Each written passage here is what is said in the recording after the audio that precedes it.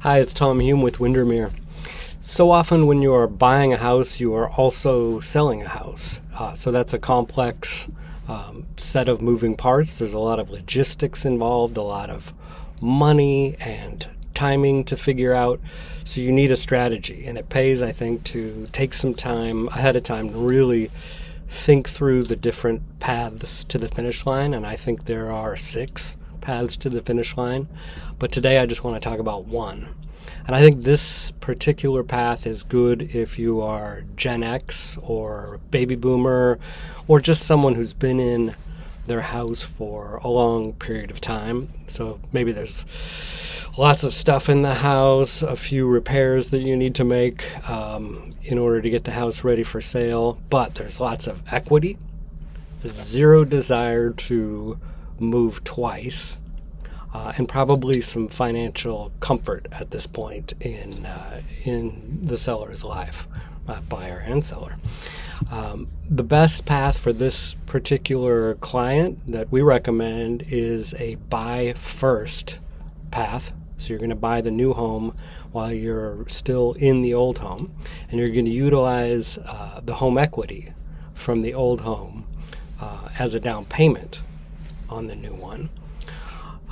So neither the old mortgage nor the HELOC will count against you when they're evaluating your qualifications for the new place, which is great, at least on this particular program at the time that I'm making this video.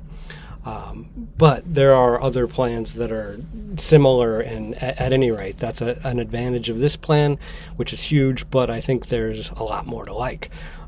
You get to move and empty the old house, and get it completely show ready. Maybe you're going to stage it, and then go ahead and start showings. And you don't have to be living in a house that you're also trying to show and keep it ready. And it's just a large pain in the neck that you get to avoid in this particular path.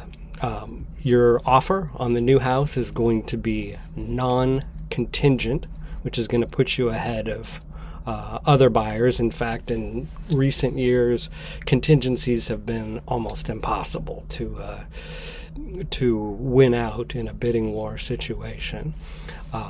Lastly, after all is said and done, and after you've made 6 payments on the new mortgage, you can what's called recast the mortgage, which basically means you get to apply the equity that you now have in hand from having sold the old house and refigure your new loan so that the payment comes down, and maybe you're also now getting out of paying mortgage insurance.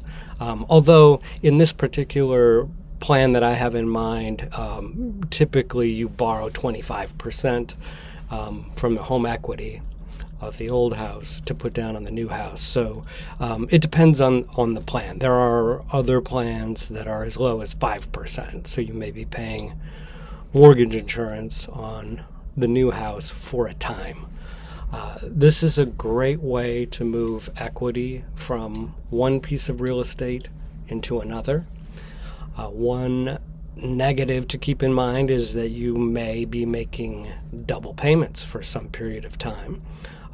For a lot of people, they can plan around that, and it's worth the risk. And it's just a risk. It's not, you may be able to time it all out and not have to do that, but making the double payments can be a risk that's worth taking for the benefits that I mentioned before. So this may not be a good description of the kind of position that you are in financially, or you may not have equity. This may not be the right plan for you, but for some people, this is going to be the best path to the finish line. In either case, call us if you'd like to help us strategize with you and also get your old house ready for showtime. Thanks.